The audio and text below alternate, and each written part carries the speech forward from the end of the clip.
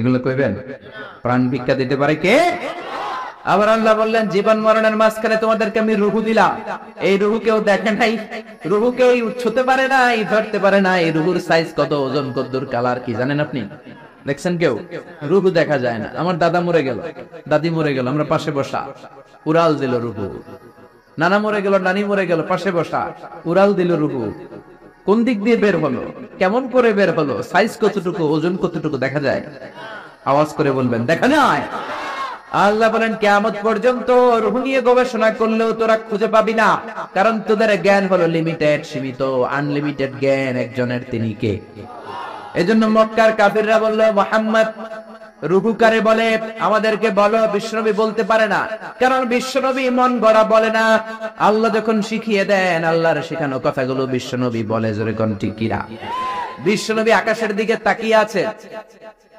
সাইয়েদনা জিবরাইল কোরআনের আয়াত নিয়ে এসে বললেন, ও নবী আপনি বলে দেন, কুলির রূহু মিন আমরি রাব্বি ওয়া মা উতীতুম মিনাল ইলমি ইল্লা কালিলা। পড়েন আল্লাহু আকবার। রূহ হলো আল্লাহর আদেশ। জোরে বলেন, কার আদেশ? এই রূহ ঢুকে কার আদেশে? বের হয় কার আদেশে? এই রূহ কেমন, আমরা কি দেখতে পারবো নাকি? বানাতে পারবো নাকি? আমরা সুফিয়া বানাতে পারবো, আমরা রোবট বানাতে পারবো, কিন্তু রূহ বানাতে পারবো? সুফিয়া পাস নাই। আহা, আবার সৌদি আরব নাকি সিটিজেনশিপ দিছে, সব বাইরে থেকে কন্ট্রোল করে। কি হাস্যকর বিষয়! আরে আমাদের বুয়েটের ছাত্ররা এর চেয়ে ভালো রোবট বানাতে পারে। জোরে বলো ঠিক না? পুরো জাতির জন্য লজ্জা, চুয়েটের জন্য লজ্জা, রুয়েটে যারা পড়ে তোমাদের জন্য লজ্জা, বুয়েটের জন্য লজ্জা। বিদেশ থেকে রোবট আনার দরকার। আবার নতুন নিয়ম করছে, ঢাকার অভিজাত এলাকায় রেস্টুরেন্ট গুলাতে ওয়েটার হবে রোবট। রোবট এসে খাবার দিবে, রোবট এসে পানি দিবে। আমগো দেশে মনে হয় মানুষের অভাব, কপাল পোড়া। যুবকদের এমনি চাকরি নাই, এমনি চাকরি নাই। বেকারত্বের অভিশাপে আমরা মরছি, ওইখানে ঢুকাইছে রোবট। ঠিক না? আবার রোবট বানিয়েছো ভালো, জরুরি কাজ করবা, কিন্তু চেহারা দিয়েছো কেন? কিয়ামতের দিন রোবট যারা বানিয়েছে, বিশেষ করে নাক দিয়েছে, মেয়েদের মতো ঠোঁট দিয়েছে, পার্লারিং করেছে, তাদেরকে কিয়ামতের দিন আসামির কাঠগড়ায় দাঁড় করাবে কে? যারা এটার পৃষ্ঠপোষকতা করেছে। আল্লাহর দরবারে মুআখাজা আছে না নাই? এজন্য খবরদার, এটা আরেক ধরনের শিরক। এখান থেকে কিছুদিন পরে শুরু হবে মূর্তি। চিল্লা এখন ঠিক না? এজন্য আল্লাহ বললেন, খবরদার, রূহের মালিক আমি। হাজার হাজার প্লেন বানাতে পারে, রোবট বানাতে পারে, সুফিয়া বানাতে পারে, কিন্তু রূহ বানাতে পারে নাকি? বলেন। বিশ্বনবী বললেন, কুলির রূহু মিন আমরি রাব্বি। রূহ হলো আল্লাহর পক্ষ থেকে আদেশ। আল্লাহর আদেশে আসে, আল্লাহর আদেশে চলে যায়। কেউ এটা বের করতে পারবে? আমেরিকার এক বিজ্ঞানী কয়, আই হারু, আমি পারবো। কিন্তু বছরের পর বছর গবেষণা করে রূহ পায় না, রূহ খুঁজে পায় না। রূহকে আসলে পাওয়া যাবে? জোরে বলেন। আল্লাহ তো বলেই দিয়েছে, তোমাদের জ্ঞান লিমিটেড। ওমা উতীতুম মিনাল ইলমি ইল্লা কালিলা। রূহের মালিক আমি, খুঁজে পাবা না। সে কয় আমি পামু, রূহ আমি তৈরা ছাড়ু, রূহ আমি আবিষ্কার করে ছাড়বো, নোবেল প্রাইজ আমি পাবো, নোবেল লরেট। কিন্তু গবেষণা করে মরা মানুষের পাশে বৈশা থাকে সারা রাত। হঠাৎ মরা মানুষ মইরা বেশকি দেয়, কিন্তু রূহ খুঁজে পায় না। সুবহানাল্লাহ পড়েন। হঠাৎ করে মানুষ মরে যায়, কিন্তু রূহ আর সে পায় না। এবার সে আবিষ্কার করলো, এক কাজ করি, গ্লাস ফিটিং করে একটা রুম বানাই, ওই রুমের ভিতরে কিছু মুমূর্ষু রোগী ঢুকাই, তাহলে তো রূহ উড়াল দিতে পারবে না। গ্লাস ফিটিং করা, টেম্পার্ড গ্লাস, সীসা ঢালাই করা, ওটা দিয়ে কিছু বেরোতে পারে না, বুলেট প্রুফ গ্লাস। এবার আইসিইউ থেকে মুমূর্ষু রোগী আনা হলো। আইসিইউ চিনেন তো, যে ইন্টেনসিভ কেয়ার ইউনিটে অক্সিজেন দিয়ে রাখে। মেডিকেল টিমের প্রধান বলে, ইউনাইটেড স্টেটস অফ আমেরিকার মেডিকেলের প্রধান কয়েক গ্লাস ফিটিং করা রুমের ভিতরে ঢুকানোর পরে রোগীর পালস মাপ দেখে, পালস আছে, মানে বেঁচে আছে। পালস চিনেন তো, ওই যে ধপ ধপ করে। জন্মের পর থেকে অলিন্দ নিলয় আছে না নাই? সিস্টোলিক ডায়াস্টোলিক আছে না নাই? এটা না থাকলে বাঁচবেন? কি হইবেন? ঠুস হবেন। হায় রে মানুষ রঙিন ফানুষ, দম ফুরাইলে তবু তো ভাই কারোরই নাই একটুখানি। হায় রে মানুষ রঙিন ফানুষ, রঙিন ফানুষ, হায় রে মানুষ। আল্লাহু আকবার। রুহু খুঁজে পাওয়া যাবে না। রুহু ধরার জন্য গ্লাস ফিটিং করা রুমের ভিতরে মুমূর্ষু রোগী ঢুকানো হলো। চেক দ্য বিপি, বিপি মানে ব্লাড প্রেশার মাপো, ওকে। চেক হিজ ওয়েট, ওজন মাপো। ওজন স্কেলে শোয়ানোর পরে মুমূর্ষু রোগীটার ওজন দেখা গেল 80 কেজি। কয় কেজি? সবাই বলেন কয় কেজি? এবার মেডিকেল টিমের প্রধান বলে গ্লাস বন্ধ কর, অক্সিজেনের মাস্ক খুলে নে। সবাই বলল অক্সিজেন খুলে ফেললে মরে যাবে। মেডিকেল টিমের প্রধান কয় মরু, না মরলে রুহু পামু কেমনে? আমার রুহু লাগবে। কি লাগবে? সবাই বলেন। মাস্ক খোলা হলো, ছটফট করতে করতে লোকটা মরে যায়। এবার লাশ বের করা হলো। বের করার পরে বিপি চেক করে, মানে ব্লাড প্রেশার। মরার পরে আর থাকে? ধাক্কাটা থাকে, কিন্তু ওজন থাকে কি থাকে না? টিমের প্রধান বললো ওজন চেক কর। ওজন স্কেলে শোয়ানো হলো। মরার আগে ওজন ছিল কয় কেজি? এখন ওজন দেয়া দেখে হয়ে গেছে 78 কেজি। কয় কেজি কমছে? কয় কেজি? টিমের প্রধান কয় পাইছি। কি পাইছেন? কয় ওইডা। কয় কোনডা? কয় রুহু। কেমনে পাইলেন? কয় মরার আগে ছিল 80 কেজি, মরার পরে 78 কেজি। তার মানে কমছে 2 কেজি। যেইটা উড়াল দিছে ওইটাই 2 কেজি। ওইটাই রুহু পেয়েছে, আমি পেয়েছি। কিন্তু বিজ্ঞানীদের নিয়ম হচ্ছে একটা এক্সপেরিমেন্ট করে আপনি ফাইনাল জাজমেন্ট দিতে পারবেন, আরো নমুনা সংগ্রহ করতে হবে। আর একটা মুমূর্ষু রোগী ঢুকা, বিপি চেক কর, বিপি আছে, ওজন মাপ, ওজন 70 কেজি। দ্বিতীয় মুমূর্ষু রোগীটার ওজন কয় কেজি? কথা কয় না, কথা কয় না। কয় কেজি? 70 কেজি। ওইটারও মুখোশ খুলে ফেলা হলো। অক্সিজেনের অভাবে ওই লোকটাও মরে যায়। মরা লাশ বের করার পরে কয় চেক দা বিপি, বিপি মাপ। কয় বিপি নাই, মরে এটা ভূত হয়ে গেছে। এবার ওজন মাপ। মরার আগে ওজন ছিল 70 কেজি, এবার মরার পরে ওজন দিয়া দেখে হইছে 71 কেজি। কই যাইব এখন? কোন দিকে দৌড় দিব? আগেরটা ছিল 80, মরার পরে 78, 2 কেজি কমেছে। তার মানে রুহু উড়াল দিয়েছে। রুহুর ওজন ছিল 2 কেজি। এইটা মরার আগে 70 কেজি, মরার পরে হয়ে গেছে 71 কেজি। বাড়লো কেমন? আল্লাহ কয় কিয়ামত পর্যন্ত তুই বিপি চেক করতে পারবি। কিয়ামত পর্যন্ত টেম্পার্ড গ্লাসের রুমের ভিতরে ঢুকিয়ে মুমূর্ষু রোগী নিয়ে গবেষণা করতে পারবি, মাগার রুহু খুঁজে পাবি। আমা উতিতুম মিনাল ইলমি ইল্লা কালিলা। কারণ মানুষ তোমাদেরকে একেবারে নগণ্য জ্ঞান দিয়ে তৈরি করেছে কে? তোমরা রোবট বানাতে পারো, সোফিয়া বানাতে পারো, কিন্তু সোফিয়ার ভেতরে রুহু দিতে পারে নাকি? কথা বলেন, কথা বলেন, পারে? মরার পরে এক এক মানুষের এক এক দশা। কেউ প্যারালাইজড হয়ে মরে যায়, হাত পাকা হয়ে যায়, দেহের রক্ত জমাট বেঁধে যায়, ওজন বেড়ে যায়। আবার মরার পরে অনেক লোকের হাতের ঢিলাগুলো ছেড়ে দেয়, জয়েন্ট গুলো ছেড়ে ঢিলা হয়ে যায়, ফেসফেসে হয়ে যায়, দেহের ভিতরে জমে থাকা গ্যাস গুলো বের হয়ে যায়, ওজন কমে যায়। ওজন বাড়া কমা দিয়ে রুহু বের করা যায় না। রুহুর মালিক কে? আমরা বললাম আল্লাহ, বুঝলাম আপনি ক্ষমতার মালিক, বুঝলাম আপনি রুহুর মালিক। আর কিসের মালিক? আল্লাহ বললেন গোলাম, الذي خلق 7 سماوات طباقا ما ترى في خلق الرحمن من تفاوت। মাথার উপরে আকাশের দিকে নজর করে তাকা, বিশাল আকাশটারে বানিয়েছে কে? নাকি আমেরিকার বিজ্ঞানীরা বানিয়েছে কে? 7 স্তরে তিনি বানালেন। আবার বললেন আল্লাযী وَلَقَدْ زَيَّنَّا السَّمَاءَ الدُّنْيَا بِمَصَابِيحَ وَجَعَلْنَاهَا رُجُومًا لِلشَّيَاطِينِ। এই 7 আকাশকে আমি একটার চেয়ে একটা বড় করে বানালাম। প্রথমে বানালাম প্রথম আকাশের মহাশূন্য, তারপরে প্রথম আকাশ, তারপরে দ্বিতীয় আকাশের মহাশূন্য, তারপরে দ্বিতীয় আকাশ। একটার চেয়ে একটা বড় না ছোট? কথা বলেন, বড় না ছোট? কত বড়? বিশ্বনবী বললেন হাতের আংটি যদি মরুভূমিতে ফেলে দাও, মরুভূমির তুলনায় তোমার হাতের আংটি যত ছোট, আল্লাহর দ্বিতীয় আকাশের তুলনায় প্রথম আকাশটা ঠিক তত ছোট। প্রথম আকাশের চেয়ে দ্বিতীয় আকাশ বড়, তার চেয়ে তৃতীয় আকাশ বড়, তার চেয়ে চতুর্থ, পঞ্চম, ষষ্ঠ, সপ্তম, তারপরে সিদরাতুল মুনতাহা বড়, সিদরাতুল মুনতাহার উপরে কোরআনের বাড়ি লৌহে মাহফুজ বড়, তার উপরে বাইতুল মামুর বড়, তার চেয়ে আল্লাহর আরশ বড়, আরশের চেয়ে কুরসি বড়, তার উপরে 70,000 নূরের পর্দা বড়, আর সবচেয়ে বড় হলো আল্লাহু আকবার, আমার আল্লাহ সবচেয়ে বড়। ঠিক কি না? এই 7 আকাশের এত উপর থেকে গোটা বিশ্বের সব নিয়ন্ত্রণ করে কে? সপ্ত জমিনের নিচে অমাবস্যার অন্ধকারে কোন পিপীলিকা যদি গুটি গুটি পায়ে হেঁটে যায়, ওই পিপীলিকার পায়ের আওয়াজটাও শুনতে পায় কে? আল্লাহ বললেন 7 স্তরে বানিয়েছি আকাশ।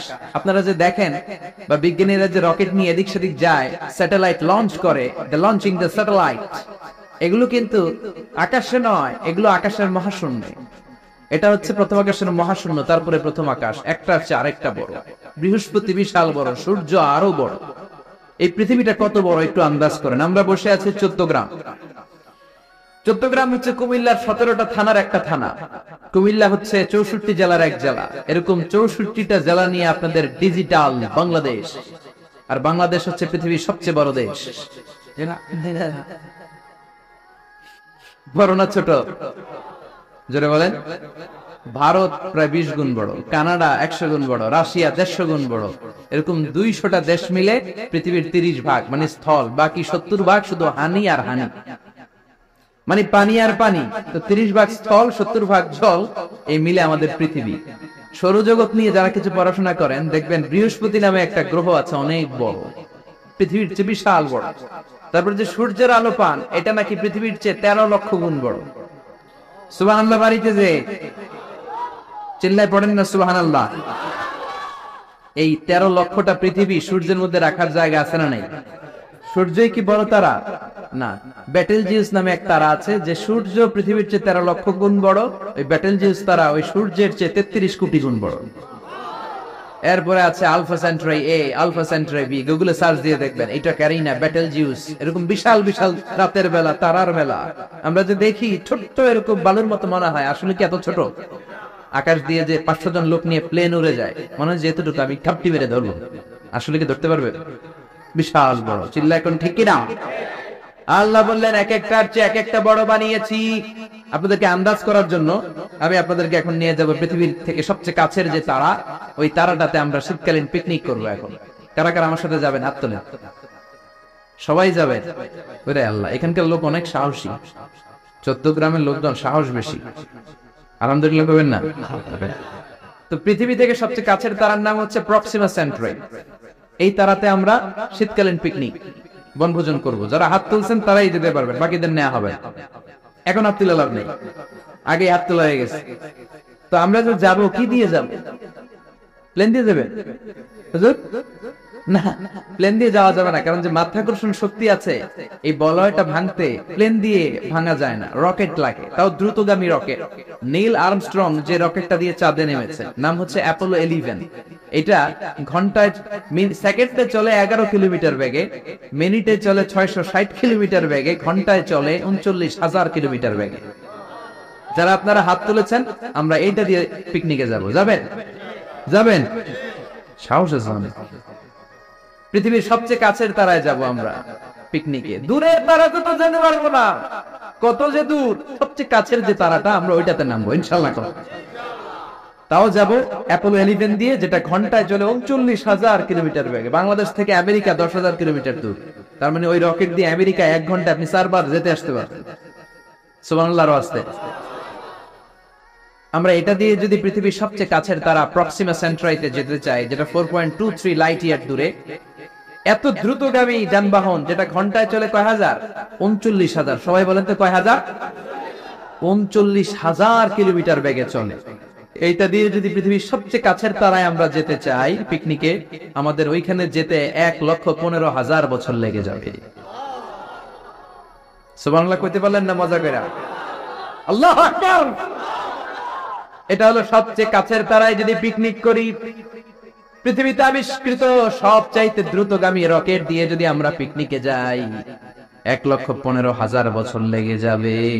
আহা, আল্লাহ যদি বলে যাও আসারি, তুমি যখন পিকনিকে যাইবাই, তোমাকে সহ যারা হাত তুলছে সবার আমি হায়াত 1,15,000 বছর বাড়াই দিলাম। আমরা যাইতে শুরু করব, যারা হাত তুলে নাই এরা মইরা ভূত হয়ে যাবে সব। এদের নাতি নাতকর সব মরে যাবে, আমাদের আত্মীয় স্বজন সব মরে যাবে, আমাদের জেনারেশনের পরে জেনারেশন মরবে মরবে, এরকম 6,000 প্রজন্ম মরে যাবে। তারপরে ওখানে যে নামার সময় আমাদের হবে। সুবহানাল্লাহ বলেন না? এজন্য আল্লাহ বললেন ওয়ালাকাদ যায়্যানাস সামাআদ দুনিয়া বিমাসাবিহা ওয়া জাআলনাহা রুজুমাল লিশ-শায়াতিন। ও গোলাম, চোখটা মেলে আকাশের দিকে তাকা, বিশাল বিশাল তারাগুলোকে তৈরি করেছে কে? বিশাল তারা দিয়ে আল্লাহ গোটা প্রথম আকাশের মহাশূন্যটাকে সুসজ্জিত করেছেন। জোরে বলেন ঠিক কিনা? বিশাল আকাশ। এরপর আল্লাহ বললেন ওয়াসিররু কাওলাকুম আও ইজহারু বিহি ইন্নাহু আলিমুম বিযাতিস সুদূর। তোমরা গোপনে বলো কিংবা প্রকাশ্যে বলো, কেউ দেখে না দেখে কে? কেউ যেটা শোনে না শোনে কে? কেউ যেটা বোঝে না বোঝে কে? কেউ যেটা পারে না পারে কে? পুলিশের চোখকে ফাঁকি দেয়া যায় কি যায় না? র্যাবের প্রধানের চোখ ফাঁকি দেয়া যায় কি যায় না? বিমানবন্দরের কাস্টমস অফিসারের চোখ ফাঁকি দেয়া যায় কি যায় না? ম্যাজিস্ট্রেটের চোখ পরীক্ষার হলে ম্যাজিস্ট্রেট যারা ঘোরাফেরা করে নকল ধরার জন্য, এদের চোখও ফাঁকি দেয়া যায় কি যায় না? আমার আল্লাহর চোখ ফাঁকি দেয়া যায় নাকি? রাত্রিবেলা দরজা বন্ধ করে জানলা লাগিয়ে লাইট বন্ধ করে পাপ করলেন, কেউ দেখে নাই, দেখেছে কে? এজন্য আল্লাহ বললেন লা তুদরিকুল আবসার ওয়া হুয়া ইউদরিকুল আবসার ওয়া হুয়াল লাতীফুল খাবীর। আল্লাহু আকবার। আল্লাহর চোখকে ফাঁকি দেয়া যাবে না। সে আল্লাহ বললেন গোলাম ওয়াল্লাযী জাআলা লাকুমুল আরদা যালুলান ফামশু ফি মানাকিবিহা ওয়া কুলু মির রিজকি ওয়া ইলাইহিন নুশুর। তিনি হলেন এমন আল্লাহ যিনি তোমাদের জন্য জমিনটাকে সমান বানিয়েছেন। সুবহানাল্লাহ। জমিন কি সমতল নাকি উঁচা নিচা? কথা বলেন। এই যে প্যান্ডেলটা যদি উঁচা নিচা হইতো, এখানে উঁচু এখানে নিচে উঁচু নিচে বসতে পারতেন? উল্টায় পড়তেন, একজন আরেকজনের উপর চিত হয়ে পড়তেন, ঠিক কিনা? বিমান থেকে যদি আপনি তাকাত দেখবেন পৃথিবীতে কেমন করে আল্লাহ ফ্ল্যাট বানিয়েছেন। আপনি বাংলাদেশের এক এয়ারপোর্ট থেকে যদি আরেক এয়ারপোর্টে যান, কক্সবাজার যদি যান, রাজশাহীতে যান, দেখবেন সবুজ কার্পেটিং করা। মনে হয় যেন বিমান থেকে সবুজ কার্পেট দিয়ে আল্লাহ বাংলাদেশটাকে বানিয়েছে। সুবহানাল্লাহ। কিন্তু সবুজ কার্পেট দেখে খুশি হওয়ার কারণ নাই, এই কার্পেটের ভেতরে আযাব আর গজব আছে না নাই? যে কোনো সময় ভূমিকম্প হতে পারে, যে কোনো সময় বন্যা হতে পারে, যে কোনো সময় শিলাবৃষ্টি হতে পারে, কি পারে না? শিলাবৃষ্টি চিনেন? চিনেন না? 14 গ্রামে তো হয় না শিলাবৃষ্টি, না হয়? আহা, একটু মাত্র এই সাইজের শিলাবৃষ্টি পরে আমাদের ধান ক্ষেত শেষ, গম ক্ষেত শেষ। ওই যে আল্লাহ পানি পাঠাইতেছে উপর থেকে। শিলাবৃষ্টি যখন পড়ে গম ক্ষেত শেষ। আমাদের বাছুরগুলো যদি রাস্তায় থাকে, বাছুরের মাথার মধ্যে পড়লে, গায়ের উপর পড়লে বাছুরও শেষ। যেরকম ঠিক কিনা? আল্লাহ যদি শিলাবৃষ্টির জায়গায় এসিড বৃষ্টি পাঠায়, এসিড বৃষ্টি, পাথর বৃষ্টি, উল্কা বৃষ্টি। দক্ষিণ আফ্রিকার হোবাতে একটা উল্কা পড়ছে 60 টন। এরকম কয়েক হাজার উল্কা যদি বাংলাদেশে পড়ে, যখন পড়া আরম্ভ করবে আমরা সবাই দাঁড়ায় বলবো আমরা ক্ষমতার মালিক। বলবেন বলবেন ক্ষমতার মালিক কে? আল্লাহ বললেন চমৎকার সবুজ কার্পেটিং দেখে ভেবো না তোমরা বেঁচে যাবা। সবুজ কার্পেটিং এর ভেতরে আযাব আর গজব আছে না নাই? যে পরিমাণে আমরা গাঞ্জা টানি, ইয়াবা খাই, যৌতুক খাই, ঘুষ খাই, সুদ খাই, যেই পরিমাণে আলেম ওলামাদের সাথে বেয়াদবি করি, যেই পরিমাণে বিশ্বনবীর সুন্নাহ নিয়ে আমরা উল্টাপাল্টা করি, যেই পরিমাণে ওজনে কম দেই, খাদ্যে ভেজাল দেই, মাছে ফরমালিন দেই, মা বাবার সাথে বেয়াদবি করি, নাফরমানি করি, গাদ্দারি করি, যে কোনো সময় শিলাবৃষ্টি দিয়ে দেশটারে শেষ করতে পারে কে? ভূমিকম্প দিয়ে উল্টায় দিতে পারে কে? শুধুমাত্র বিশ্বনবীর দোয়ার বরকতে বেঁচে আছি। নবী বলেছেন আল্লাহ আগের উম্মতদেরকে যেমনি একসাথে আযাব দিয়ে শেষ করেছেন, আমার এই উম্মতে মুহাম্মদীকে একবারে আযাব দিয়ে মেরে দিয়েন না। এজন্য আল্লাহ একবারে মারে না, কিন্তু মাঝে মাঝে কিছু থ্রেট আছে না নাই? ধমক আছে না নাই? বন্যা আছে না নাই? তখন বলবেন আমরা আল্লাহ মাফ চাই, আল্লাহুম্মা আউযু বিওয়াজহিক বলবেন, আল্লাহ এটা থেকে পানা চাই, আমরা বাঁচতে চাই, আমরা মসজিদে ঢুকবো, আমরা নামাজে পড়বো, আমরা কোরআন মানবো আর আইন মানবো কার? আর যদি টিভির সামনে দাঁড়ায় বলেন আমাদের সব ঠিক আছে, আমরা দুর্যোগ মোকাবেলা করব, বন্যা আমাদের কিছু করতে পারবে না, এত মেট্রিক টন খাবার থাইল্যান্ড থেকে নিয়ে আসছি, আমাদের কিচ্ছু হবে না। মন্ত্রীরা যদি এইরকম কথা বলে তাইলে আযাব আর গজব দেশে আছে না নাই? বরং দুর্যোগ মন্ত্রী বলবে আমরা তওবা দিবস ঘোষণা করলাম, বন্যার কারণে পুরো বাংলাদেশে তওবা দিবস। কি দিবস? তওবা দিবস। আরো জোরে কি দিবস? এইসব শোক দিবস করে টরে লাভ নাই, তওবা দিবস করবেন। বন্যার কারণে তওবা।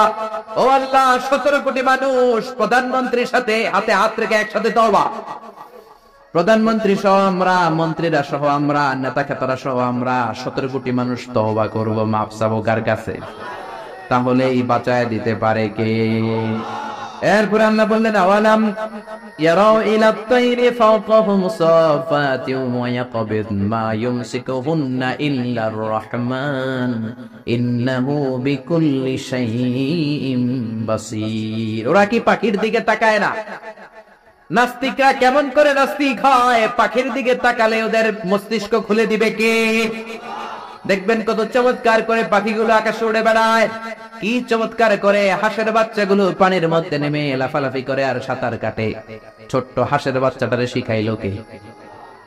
তারপরে ছোট্ট বাছুর দেখবেন জন্মের পরে দাঁড়াতে শিখানোর পরে মায়ের ওলানের মধ্যে ছোট্ট বাছুরটা ডু মারে কি মারে না? পরে কে শিখাইলো যে এখানে ডু মারলেই তোর রিজিক বেরোবে, তোর খাবার এখান দিয়ে বেরোবে? তিনি কে? সে আল্লাহ বললেন নাস্তিকগুলা কি পাখির দিকে তাকায় না? পাখির দিকে তাকালে তো মানুষ অবাক হয়ে যাবে। পাখিগুলো কেমন করে ডানা মেলে রাখে, সাফাতি ওয়া ইয়াকবিদনা, আবার ডানা চাপটায় আবার জমিনে নেমে আসে। পাখির কথা কোরআনে আছে না নাই? আব্রাহার বস্তি বাহিনীকে পাখি দিয়ে মক্কার ওয়াদি মুহাসসারে নাস্তানাবুদ করেছে কে? আবার কাবা ভাঙতে এলে পাঠাওয়া বাবিল, দাও খোদা দাও আমায় আবার উমর দরজ দিল। সুবহানাল্লাহ পড়ে। আল্লাহ বললেন ওয়া আরসালা আলাইহিম তায়রান আবাবিল।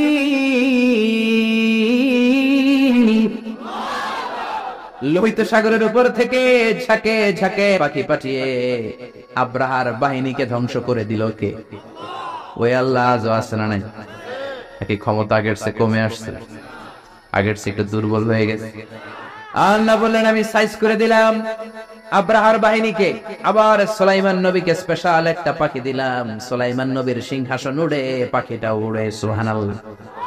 কি নাম ওই পাখির? কি নাম? মাশাআল্লাহ, এই দেশের মানুষদের ইসলামের সাধারণ জ্ঞান অনেক বেশি। ওয়াজ মাহফিল যে কত বড় ইউনিভার্সিটি আপনি কল্পনাও করতে পারবেন না। পৃথিবীর কোন দেশে এগুলা নাই।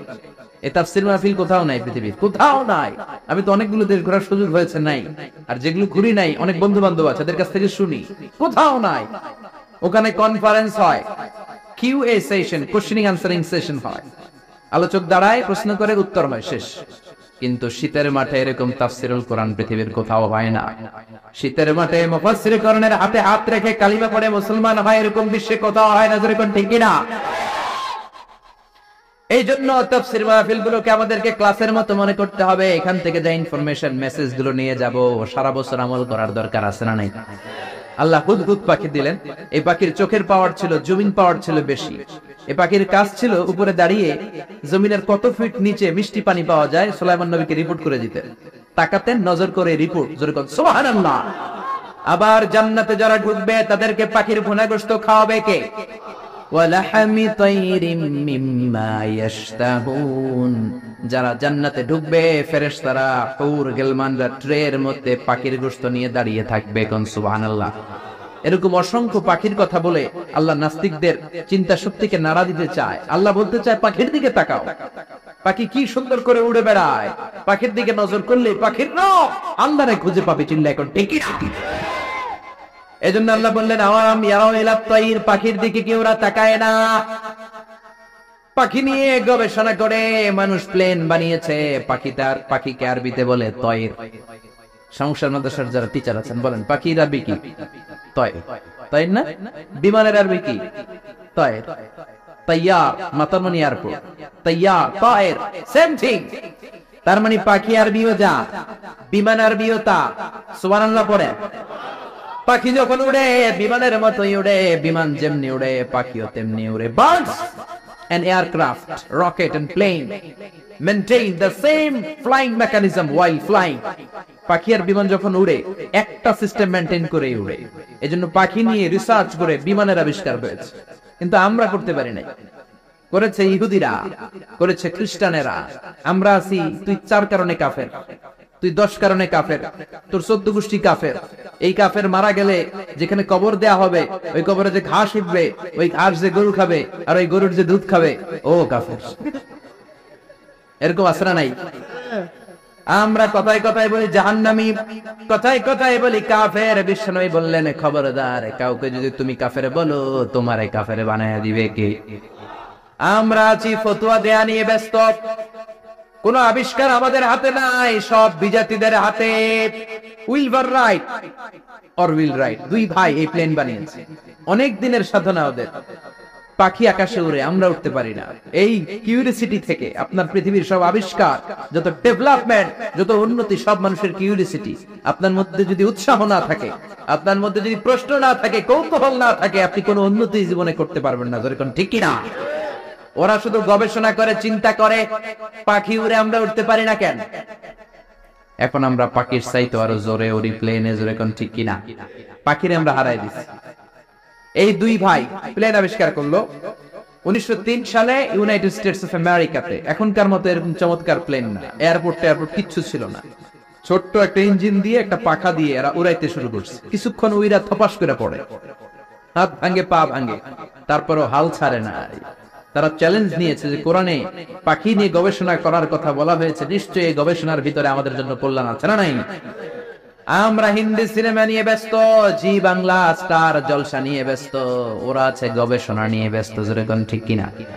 গবেষণা করতে করতে 2 ভাই চলে গেল ফ্রান্সে, ইউরোপের একটা দেশ। ওখানে যে ফ্রান্সের এক রাজার অর্থায়নে বানিয়ে ফেললো প্লেন। পৃথিবীর প্রথম যে প্যাসেঞ্জার প্লেন এক শহর থেকে আরেক শহরে নেমেছে, এটা হচ্ছে ইউরোপের ফ্রান্সে। যেরকম আল্লাহু আকবার। পূরণ হয়ে গেল মানুষের স্বপ্ন, এখন মানুষও ওড়ে, তবে পাখির গতিতে না, পাখির চেয়ে দ্রুত গতিতে। জোরে কোন ঠিক কিনা? এজন্য পাখি নিয়ে গবেষণা করতে আল্লাহ বলেছেন 1000 রকমের পাখি আমি বানিয়েছি। জোরে কোন ঠিক কিনা? কত ধরনের পাখি যে আল্লাহ বানিয়েছেন। নর্থ আমেরিকাতে একটা পাখি পাওয়া যায়, এটার নাম হচ্ছে হামিং বার্ড। পৃথিবীর সবচেয়ে ছোট পাখি।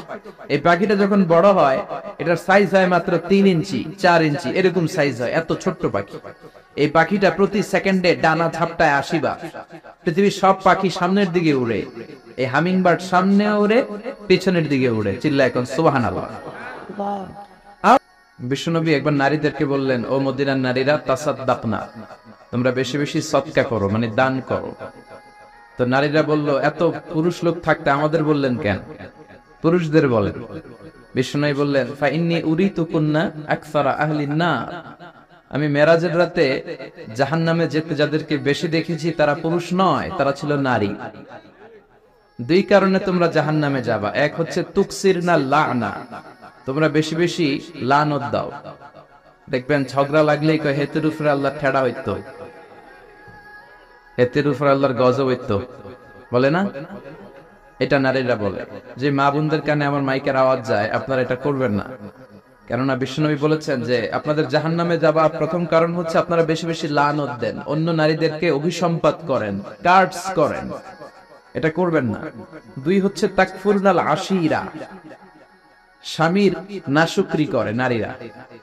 সংসারে এরকম নারী আছে না নাই? আছে। অভিজ্ঞতা থেকে বলতেছে সবাই। তো নারীরা নাশুকরি করবেন না, শুকর গুজার হবেন। শুকর গুজার হলে ফ্যামিলিটারে শান্তিপূর্ণ বানায় দিবে কে? আর কিচ্ছু পাইলাম না, কিচ্ছু দিল না, কিচ্ছু নাই, এগুলো বললে আজীবন হাহুতাশি করবেন। আপনার বুকের জ্বালা কষ্ট জীবনেও দূর হবে না। অল্প খাবেন, অল্প পড়বেন, অল্প জমাবেন, অল্পের মধ্যে বরকত ঢুকায় দিছে কে? অল্প খাওয়া, অল্প রাখা, অল্প জমানোরে আরবিতে বলে আল কানাআ। আল কানাআতু মিনাল ইসলাম। অল্প খাবেন, অল্প জমাবেন, অনেক লাগবে এটা ঠিক না। যাদের অনেক আছে তাদের সুখ কম, শান্তি কম, তাদের ঘরে ঘরে অশান্তি। জোরে বলেন ঠিক কিনা? এজন্য আল্লাহ ওদেরকে অল্পে তুষ্ট থাকার তৌফিক দান করুক। আমরা পড়ি আমিন। তো বিশ্বনবীও কালেকশন করতেন। যখন এই দুই কথা বললেন যে তোমরা এই কারণে জাহান্নামী, দান করো, নারীরা দান শুরু করে দিল। আবার নারীদের মন অনেক দুর্বল, আপনারা কি দান করছেন, এরা পারলে এদের জমি জমা লেখা দিয়ে দিবে। যদি ওই রকম মোটিভেট তাদেরকে করতে পারে না, যদি এরকম বুঝাতে পারেন, তাদের মনটা এত নরম, তাদের হৃদয়টা গলাতে পারলে, ওনাদের নামে জায়গা জমি থাকলে ওইটাও মাদ্রাসার নামে লিখে দিবে। সুবহানাল্লাহ পড়ে। তো নারীরা বিশ্বনবীর এই মন গলানো ওয়াজ শুনে দান করা শুরু করলো। কেউ দেয় হাতের বালা, কেউ দেয় নাকের ফুল, কেউ দেয় কানের দুল, কেউ দেয় পায়ের নুপুর। বিশ্বনবীর হাত কয়টা? দুই হাতে আর কয়টা নিতে পারে? হাত ভরে গেছে। তারপর মদিনার নারীরা দিয়েই যাচ্ছে। বিশ্বনবী বিলালকে বললেন, বিলাল তোমার রুমালটা দাও, তুমি রুমাল বিছাও, আমি ওয়াজ করতেছি আর তুমি কালেকশন করো। যেই ছেলেরা তোমরা ভলান্টিয়ার্স হিসেবে এই যে প্যাকেট নিয়ে পলিথিন নিয়ে সবার কাছে গেলা, তোমরা সাইয়েদনা বিলালের সুন্নত পালন করেছো, তোমরা বিলালের উত্তরসূরি। আল্লাহু আকবার। এজন্য ইসলামের এই কল্যাণময় কাজে হাতে হাত রেখে কাঁধে কাঁধ মিলিয়ে আমাদের একসাথে আগাতে হবে। রাজি আছেন তো? আল্লাহ কবুল করুক। যারা দান করেছে আল্লাহ তাদের দানটাও কবুল করুক। দান করা অনেক বড় সওয়াবের কাজ, আল্লাহ এটা খুব বেশি পছন্দ করেন। কিয়ামতের দিন 7 শ্রেণীর লোককে আল্লাহ তাআলা তার আরশের নিচে ছায়া দিবে। তার মধ্যে এক লোক হচ্ছে রাজুলুন মা তাসাদদাকা ইয়ামিনু লা তা'লামু শিমালু, তার ডান হাত যা দান করে বাম হাতও সেটা জানে না। মানে এত গোপনে দেয়, ডান হাত আর বাম হাত তো খুবই কাছাকাছি। ডান হাত কি করে ওটা বাম হাতের জানার কথা কি কথা না, কিন্তু সে এত গোপনে দান করে, ডান হাত কি দিল বাম হাতে জানে না, মানে গোপনে দেয়। সুবহানাল্লাহ। এজন্য গোপনে দানও অনেক সওয়াব। আপনি চেকলিস্ট করবেন যে এলাকার কারা কারা গরিব, এদের ঘরে যে আপনি যাকাত পৌঁছে দিবেন। যাকাতের জন্য অ্যানাউন্সমেন্ট করেন না, ওই অ্যানাউন্সে যাকাত নিতে এসে পদপৃষ্ট হয়ে এদেশে অনেক গরিব লোকেরা মারাও যায়। যারা মূল্য তাদের মার্ডার কেসের আসামি করে ওই যাকাত দানকারীকে কিয়ামতের দিন আল্লাহর কাঠগড়ায় দাঁড় করাবে কে? সেদিন আপনি মার্ডার কেসের আসামি হয়ে যাবেন। এজন্য দান করতে হবে নীরবে, নিভৃতে, গরিবের হাতে পৌঁছে দিতে হবে। ইসলাম বলে রাস্তার এক পাশে গাছতলা, আরেক পাশে 5 তলা, এটা ইসলাম নয়। সবার মাঝে অর্থনৈতিক তারল্য বিরাজ করবে, এরকম একটা সমাজ আল্লাহ আমাদেরকে দান করুক। যারা দান করেছে কিয়ামতের দিন তারা তাদের আমলনামা দেখে বলবে, আল্লাহ এত আমল তো আমি করি নাই, তোমার ফেরেশতারা ভুল করে আরেকজনের আমলনামা আমাকে দিয়ে দিছে। ফেরেশতারা কি ভুল করে? কথা বলেন। আল্লাহ বলবেন, না এটা তোমার আমলনামা, তুমি ওই যে দুনিয়াতে দান করেছো শামুকসার মাদ্রাসার জন্য, ওই দানটাকে আমি বড় করেছি। যারা গাভী পালেন চট্টগ্রামে, গাভীর মালিক গাভী যদি বাচ্চা দেয় খুব খুশি হয়, বাছুরটারে খাইয়ে দাইয়ে পেলে পুষে এত বড় করে। আল্লাহ বলে, আমিও তোর দানটারে খাইয়ে দাইয়ে পেলে পুষে এত বড় উহুদ পাহাড়ের সমান করে তোর আমল নামায় উঠিয়ে দিয়েছি রে বান্দা। এজন্য দান করবেন বেশি বেশি। কথা বলেছেন মাওলানা হাবিবুর রহমান আল ফারিদি, খুব ভালো আলোচক। কথা বলেছেন আব্দুল কাদের সাহেব। আজকে প্রধান অতিথি জয়নাল আব্দিন খোরশেদ, এই যে কথা আলোচনা করলেন না, ও আসতে পারেনি। বিশেষ অতিথি জনাব কামাল উদ্দিন, সভাপতি হচ্ছেন আলহাজ মাস্টার দেলোয়ার হোসেন মজুমদার, উনি। আপনি মাশাআল্লাহ, চমৎকার নাম। মাহফিল পরিচালনায় আলহাজ মাওলানা শাহজাহান কবির, আয়োজনে এলাকার যুব সমাজ। মহিলাদের জন্য আলাদা প্যান্ডেলের ব্যবস্থা। কোন দিকে? আল্লাহ আমাদের বোনদেরকেও কবুল করুক। যারা এসেছেন, যারা টাকা দিয়ে, পয়সা দিয়ে, বুদ্ধি দিয়ে, পরামর্শ দিয়ে আজকের এই কোরআনের বাগানকে সফল করতে এসেছেন, কোরআনের কথা শুনতে এসেছেন, সবাইকে শুকরিয়া জানাই। আমি শারীরিকভাবে একটু অসুস্থ, এজন্য খুব বেশি সময় কথা বলবো না। কোন ভূমিকা কথা ছাড়া সরাসরি আমরা কোরআনের আলোচনার দিকে যাব। তার আগে আমরা 3টা তাকবীর দিব। শামুকসার এলাকার লোক কারা কারা এসেছেন দেখি তো, একটু হাত তুলে দেখা। শামুকসারের অধিবাসী, হায় হায় সর্বনাশ, শামুকসারের তো লোক নাই। আচ্ছা, শামুকসারের বাইরে থেকে বাকি সবাই? আচ্ছা, ঠিক আছে ঠিক আছে, আল্লাহ কবুল করে নিক। আমি লিল্লাহি তাকবীর পড়লে আপনারা পড়বেন আল্লাহু আকবার। কষ্ট হবে না তো? আল্লাহর নামের তাকবীর দেন, এগুলো মিজানের পাল্লায় আল্লাহ অনেক ওজনওয়ালা করে দিবে। লিল্লাহি তাকবীর বললে দেহের সবটুকুন শক্তি গলার মাঝ বরাবর এনে আল্লাহু আকবার পড়া যাবে তো? কষ্ট হচ্ছে না তো? ঘুমে টুমে ধরে নাই তো? দেন তাকবীর দেন, লিল্লাহি তাকবীর, লিল্লাহি তাকবীর, লিল্লাহি তাকবীর। আল্লাহ তাকবীর গুলোকে তুমি কবুল করো। কথা শুনবো সূরাতুল মুলক থেকে। আমি আলোচনার শুরুতে সূরাতুল মুলকের একটা আয়াত তেলাওয়াত করেছি, এটা থেকে আমরা কথা শুনবো। অনেকের মুখস্থ আছে না নাই? অনেক দামি সূরা, জরুরি সূরা। আমি মুখস্থ করেছি কাবার প্রান্তরে উমরা করতে যেয়ে, এটা মুখস্থ করছি। তো আপনারা সময় সুযোগে অবসর সময়টা কাজে লাগাবেন, মুখস্থ করে ফেলবেন সূরাগুলো। বিশ্বনবী সাল্লাল্লাহু আলাইহি ওয়াসাল্লাম নিজে সূরা মুখস্থ করে সাহাবাদের শোনাতেন, সাহাবারা মুখস্থ করে বিশ্বনবীকে শোনাতেন। সাহাবাদের মধ্যে সবচেয়ে বড় কারি ছিল উবাই ইবনে কাব রাদিয়াল্লাহু আনহু। এজন্য বিশ্বনবী বলতেন, ইন্নাল্লাহা আমারানি আন আকরা আলাইকা ইয়া উবাই। ও উবাই, আল্লাহ আমাকে আদেশ করেছেন যাতে আমি তোমার কাছে যে কোরআন শোনা। উবাই বললেন, আসাম্মানি ইয়া রাসূলুল্লাহ, সত্যি সত্যি কি আল্লাহ আমার নামটা ধরে বলেছেন? আল্লাহ কি আমার নাম ধরে বলেছেন যে আপনি এসে আমার কাছে কোরআন শোনাবেন? বিশ্বনবী বললেন, বালা তাবান, আল্লাহ তোমার নাম বলেছে উবাই। উবাই চিৎকার দিয়ে কেঁদে দিলেন। বিশ্বনবী উবাইয়ের কাছে কোরআন শোনাতেন, উবাই বিশ্বনবীকে কোরআন শোনাতো। এই কোরআন পড়া শোনানো, এই ট্র্যাডিশনটা আমরা ভুলতে বসেছি। ফজরের পরে 3টা শুরু হবে কোরআন দিয়ে। কি দিয়ে? আরো জোরে বলেন, কি দিয়ে? কোরআন দিয়ে আমরা শুরু করব। বাবা ছেলেকে কোরআন শোনাবে, ছেলে বাবাকে কোরআন শোনাবে, মা মেয়েকে কোরআন শোনাবে, মেয়ে মাকে কোরআন শোনাবে, শাশুড়ি বৌমাকে শোনাবে, বৌমা শাশুড়িকে শোনাবে। ঘরটারে জান্নাতি বানাই দিবে কে? শান্তি বলতে আপনি কি বুঝেন? What is the definition of piece? শান্তির সংজ্ঞা কি? শান্তির সংজ্ঞা হচ্ছে আপনি যখন মসজিদে যাবেন ছেলেটাও যাবে, এটাই শান্তি। আপনি আবার ঘরে আসলে দেখবেন বিবিও নামাজ পড়ে, মেয়েটাও মায়ের পাশে দাঁড়িয়ে দাঁড়িয়ে নামাজের অভিনয় করে। সুবহানাল্লাহ কইবেন না? আমার ছোট্ট মেয়ে এখনো নামাজের কিছু বুঝে না, কিন্তু ওই যে হেজাব তেজাব পরে আমাদেরকে নামাজ অ্যাক্টিং করে দেখায়, এটাই শান্তি। চিল্লায় বলেন ঠিক কিনা? এজন্য আল্লাহ তাআলা আমাদের ফ্যামিলির সব সদস্যগুলোরে নামাজি বানায়, মা বোনদেরকে পর্দাওয়ালি বানায়। তো সূরাতুল মুলক অনেক দামি সূরা, এটা মুখস্থ করবেন। এই মুখস্থ করার ট্র্যাডিশন আমাদেরকে চালু করতে হবে। সূরাতুল মুলকের ব্যাপারে অনেক ফজিলতপূর্ণ কথা বিশ্বনবী বলেছেন। বিশ্বনবী বলেছেন, ইন্না হাযিহি সূরা মানিআতুন মিন আযাবিল কবর, নিশ্চয়ই এই সূরাটা মানুষকে কবরের আযাব থেকে বাঁচায়। সুবহানাল্লাহ বাড়িতে যাই বলেন, চিল্লায় পড়েন আল্লাহু আকবার। বিশ্বনবী বললেন, ইন্না ফিল কুরআনি লা সূরা, কোরআনের মধ্যে একটা সূরা আছে মানিআতুন মিন আযাবিল কবর। এই সূরা যে তেলাওয়াত করবে তাকে কবরের আযাব থেকে বাঁচাবে কে? কবরে যাওয়া লাগবে কি লাগবে না? কাঁধে লাগবে না? হাত তোলেন। তারপরে হাত তোলে, এরকম আছে না নেই? যাওয়া লাগবে। দাদা চলে গেল, বাবা চলে গেল, আমাকেও চলে যেতে হবে। আমার ছোট্ট ছোট্ট ছেলে মেয়েগুলো চলে যাবে। আমার বিবির পেটে ছোট্ট সন্তান দুনিয়াতে আসে নাই, ওইটা দুনিয়ায় আসবে। তারপরে যতদিন হায়াত পাওয়ার পাবে তারপরে যাবে। ঠিক কিনা?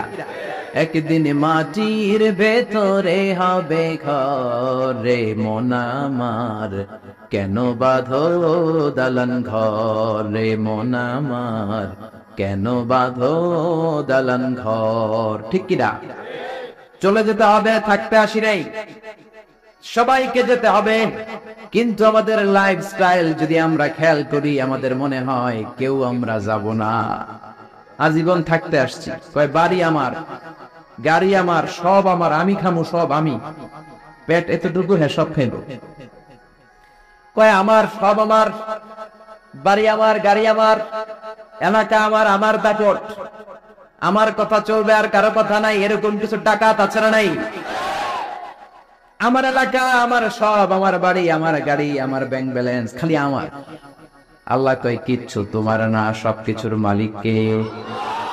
কিন্তু তারপরও আমার আমার বলতে বেশি পছন্দ করি। যদি বলি গাড়িটা কার, কয় হুজুর আমার। বাড়িটা কার? আমার। বিল্ডিংটা কার? আমার। কেমন করে আপনার বাড়ি হয়? আপনার বাবাও যখন এই বাড়িতে থাকতো সেও বলতো আমার, দাদাও কইতো আমার। ঠিক কিনা? আপনি মরে গেলে ছেলে বলবে আমার। একটাই বাড়ি, সবাই কয় আমার। পরের জায়গা পরের বাড়ি, ঘর বাঁধিয়া আমি রই, আমি তো সেই ঘরের মালিক নই। পরের জায়গা পরের বাড়ি, ঘর বাঁধিয়া আমি রই, আমি তো সেই ঘরের মালিক নই। ঠিক কিনা? এই দুই লাইনের গানের ভেতরে গোটা আখিরাতটা আছে। এই দুই লাইনের সঙ্গীতের ভেতরে পুরো ইসলামটা আছে, এই দুই লাইনের সঙ্গীতের ভেতরে 30 পারা কোরআনটা আছে, ঠিক কিনা? থাকতে আসি নাই, চলে যেতে হবে। এজন্য সঙ্গীত যেটা গাবেন ওইটা ইসলাম দ্বারা অ্যাপ্রুভ হতে হবে, কোরআন দ্বারা জাস্টিফাইড হতে হবে। যে কোনো সঙ্গীত আপনি গেতে পারেন না যে সঙ্গীত আপনাকে কোরআনমুখী করে, যেই কবিতা আপনাকে ইসলামমুখী করে, যেই গান আপনার অন্তরে আল্লাহর ভয় জাগায়, ওগুলো আমাদের গান, যেরকম, ঠিক কিনা? কিন্তু এদেশে আছে ব্যান্ডের গান, রক্স গান, আউলা গান, বাউলা গান, মরমী গান, আছে না নাই? কয় আগে কি সুন্দর দিন কাটাইতাম, গ্রামের নওজোয়ান হিন্দু মুসলমান মিলিয়া বাউলা গানার মুর্শিদি গাইতাম, আগে কি সুন্দর দিন কাটাইতাম। তো এখন সুন্দর কাটাস না, তোর কি সমস্যা? আগে সুন্দর দিন কাটাইতে, এখন তো ডিজিটাল বাংলাদেশ, এখন তো আরো সুন্দর দিন কাটাবা, কপাল পোড়া। খবরদার গানগুলো বুঝে শুনে গাবেন। এই লালনের গানে, বাউলা গানে ঢোল তবলা আছে না নাই? বিশ্বনবী ঢোল তবলা ভাঙার জন্য দুনিয়ায় এসেছেন। বিশ্বনবী বলেছেন, বুইসতু আন উকাসসিরাল মাজামির, ঢোল তবলা বাঁশি হারমোনিয়াম ভেঙে চুরমার করার জন্য বিশ্বনবীরে পাঠাইছে কে? এই জন্য যতগুলো গান ঢোল তবলা দিয়ে হয়, মুসলমান ওগুলো শুনতে পারে। আবার যে গানে হিন্দুয়ানি গ্রাম থাকে, শিরকের গ্রাম থাকে, ইসলাম বিরোধী শক্তির গ্রাম থাকে, সেই গান মুসলমানরা গেতে পারে। গত 2 সপ্তাহ আগে মারা গেছে বারি সিদ্দিকী। বারি সিদ্দিকীর গান পোলাপানরা গায় কি গায় না? বারি সিদ্দিকীর ফ্যান আছে না নাই? বুঝে শুনে গাইতে হবে, বুঝে শুনে শুনতে হবে মুসলমান, জোরে কোন ঠিক কিনা? এই লালন গান, বাউলা গান, বারি সিদ্দিকীর গান, এই গানের একটা কথা ভালো, 10টা খারাপ, ঠিক কিনা? একটা আপনারে কোরআনের কথা বলে মনে ঝলক সৃষ্টি করবে, আর 10টা লাইন দিয়ে মুশরিক বানায় দিবে, ঠিক কিনা? এজন্য খবরদার, এগুলো শোনা যাবে না, এগুলো গাওয়া যাবে না। এগুলো হলো দ্বীন এলাহির new version. Akbar the great বলে সবাই, আসলে বেয়াদব ছিল এই লোকটা। আকবর 4টা ধর্ম মিলে নতুন এক ধর্ম বানাইছে, ইসলাম, শিখ, জৈন, এগুলো নিয়ে এসে বানাইছে ইসলাম, হিন্দু, শিখ, জৈন, এই 4টা ধর্ম নিয়ে নতুন একটা ধর্ম সে বানাইছে, দ্বীন এলাহি। কে তোকে পারমিশন দিয়েছে ধর্ম বানানোর, যেরকম, ঠিক কিনা? এজন্য অন্যান্য কালচার যদি মিক্স থাকে, হিন্দুয়ানি যদি গন্ধ থাকে, শিরকের যদি কোনো অংশ থাকে, ওই গানগুলো মুসলমানরা গেতে পারবে। বারি সিদ্দিকের গানও শোনা যাবে। কয় আমি একটা জিন্দা লাশ, কাটিস না রে জংলারে বাস, আমার লইগা 3.5 হাত কবর খুঁড়িস না, আমি পীড়িতের নলে পোড়া, মরার পরে আমায় পুরিস না। আছে না নাই?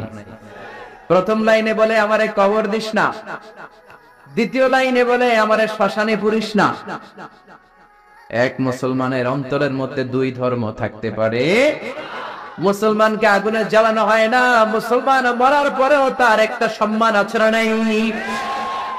এই জন্য দেখেন বারি সিদ্দিকীর গানের প্রথম লাইনে বলে আমারে কবর দিস না, জংলার বাঁশ কাটিস না, দ্বিতীয় লাইনে বলে আমারে আগুনে পুরিস না। তাহলে তুমি মুসলমান নাকি হিন্দু? ভেজাল আছে না নাই? আছে না নাই? এজন্য গান শুনলে শুনবেন নজরুলের লেখা ইসলামী গান, কবি ফররুক আহমদের গান, জাগ্রত কবি মুহিব খানের গান, কবি আল মাহমুদের গান। গান যদি শুনতে হয় সাইমিম শিল্পী গোষ্ঠীর গান, কলেজের ছোট্ট ছোট্ট বাচ্চাদের গান, ঠিক কিনা? সালাতে কায়েম করো, সালাতে কায়েম করো, হবে সম্মানী তুমি, হবে জান্নাতি তুমি, হবে সম্মানী তুমি, হবে জান্নাতি তুমি। সালাত তোমার অঙ্গে মাখো, সঙ্গে রাখো, তবেই তো মুমিন। রাব্বিয়াল আলা, রাব্বিয়াল আযীম। আল্লাহু আকবার। কি সুন্দর বাচ্চাগুলো পাগড়ি পরে গান গায়, এগুলো শেখানোর দরকার আছে না নেই? এই জন্য কবরে যেতে হবে, কবরের প্রিপারেশন নিতে হবে। বিশ্বনবী বললেন, যারা সূরাতুল মুলক তেলাওয়াত করবে কবরের আযাব থেকে বাঁচাবে কে? আবার বিশ্বনবী বললেন শাফাআত লি সাহিবিহা, যে ব্যক্তি এই সূরা তেলাওয়াত করবে তার জন্য এই সূরাটা কিয়ামতের দিন আল্লাহর কাছে সুপারিশ করবে। সুবহানাল্লাহ নাই? আর জোরে সুবহানাল্লাহ। কোরআন সুপারিশ করবে আল্লাহর কাছে। আল্লাহ সুপারিশ ফেলে দিতে পারবে? প্রধানমন্ত্রীর কাছে যদি অর্থমন্ত্রী কোনো সুপারিশ নিয়ে যায়, প্রধানমন্ত্রী ফেলে দিতে পারবে? পররাষ্ট্রমন্ত্রী যদি কোনো সুপারিশ করে, রেকমেন্ডেশন করে, ফেলে দিতে পারবে? কোরআন যদি সুপারিশ করে, কবুল করে নেবে কে? এজন্য এই সূরা যারা তেলাওয়াত করবে, এই সূরা তার হয়ে আল্লাহর কাছে সুপারিশ করবে, রব্বুল আলামিন এই সূরার সুপারিশ কবুল করে নিবে। আবার বিশ্বনবী বলেন খাসামাত আন সাহিবিহা, এই সূরাটা কিয়ামতের দিন এই সূরার তেলাওয়াতকারীর পক্ষ হয়ে আল্লাহর বিরুদ্ধে তর্ক করবে। আল্লাহু আকবার। আল্লাহর সাথে তর্ক, সাহস বেশি না কম? বেশি না কম? তর্ক করতেই থাকবে হাত্তা দাখালাহুল্লাহুল জান্নাহ, যতক্ষণ না রব্বুল আলামিন ওই লোকটাকে জান্নাতি বলে সার্টিফিকেট না দেয়। পড়তে রাজি আছেন সূরাতুল মুলক? এজন্য বিশ্বনবী বলতেন মান ক্বারা বিহা ফি লাইলা, রাতে যে সূরাটা তেলাওয়াত করবে তার আমলনামার মধ্যে সওয়াব দিয়ে পূর্ণ করবে কে? এজন্য বিশ্বনবী দরদ মাখা কণ্ঠে বলেছেন, আমি চাই আমার প্রতিটা উম্মতের হৃদয়ে এই সূরাতুল মুলকটা গাঁথা থাকবে। আমি চাই এই সূরাটা আমার প্রতিটা উম্মতের কলিজায় লিপিবদ্ধ থাক। আমি চাই 30টা আয়াতের এই সূরাতুল মুলক আমার প্রতিটা উম্মতের সিনার মধ্যে লিপিবদ্ধ থাক। সুবহানাল্লাহ। মুখস্থ করতে রাজি আছেন? সবাই করবেন? যারা ইনশাআল্লাহ বলেন না তারা তো আর করবেন না, না? করবেন? করবেন? সবাই করবেন? মাত্র 30টা আয়াত। কয় আয়াত? এক মাসে কয় দিন? আপনাদের সামুদ্রে এক মাস কয় দিনে হয়? এদিকেও 30 দিনে। তাহলে প্রতিদিন যদি একটা করে আয়াত আপনি মুখস্থ করেন, আপনার সূরাটা মুখস্থ করতে লাগবে কয় দিন? জোরে বলেন। এটা আপনাদের বাড়ির কাজ, শামুকসারবাসীদের জন্য বাড়ির কাজ, হোমওয়ার্ক।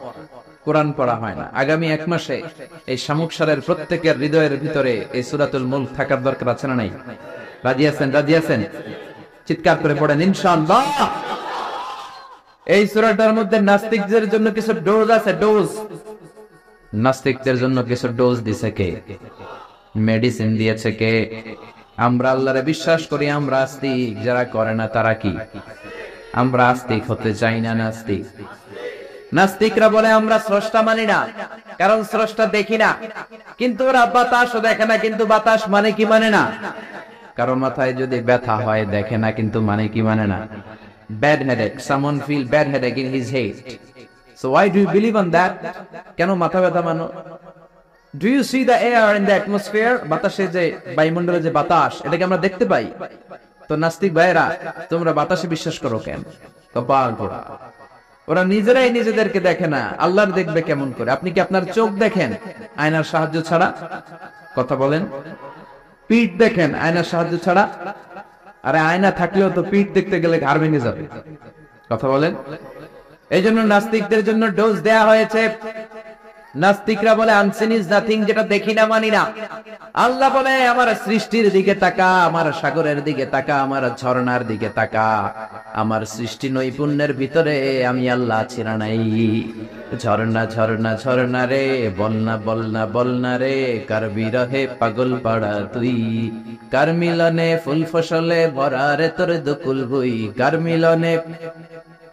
কার মিলনে ফুল ফসলে ভরা রে তোর দুকুল বই। ঝর্ণা ঝর্ণা ঝর্ণা রে, বলনা বলনা বলনা রে, কার বিরহে পাগল পড়া তুই।